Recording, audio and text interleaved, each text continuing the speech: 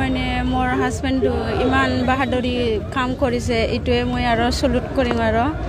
যাতে ইয়াৰ জীৱনটো সুখ শান্তি স্বৰ্গত কিবা পাওক আৰু মুক্তি পাওক এইটোৱে মোৰ আৰু ক'ব লগা আৰু উগ্ৰপন্থীৰ বিৰুদ্ধে যুঁজ দিছিল তাৰ ফলত আপোনাৰ স্বামীৰ মৃত্যু হৈছে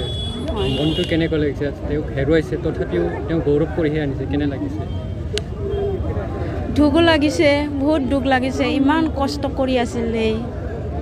এতিয়া কি কৰিব আৰু উপায় নাই আৰু নিজে বাহাদুৰিটো আৰু দেশৰ কাৰণে সেৱা কৰি কিনি আপোনালোকৰ ল'ৰা কেইটা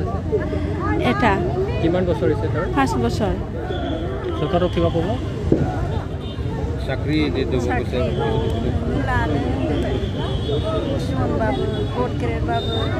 অসম চৰকাৰৰ পৰা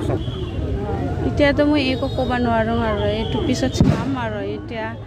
এইটো ভাবা নাই আৰু এতিয়া মোৰ হাজবেণ্ডৰ জীৱনটোৱে ভাবি আছিল আৰু মই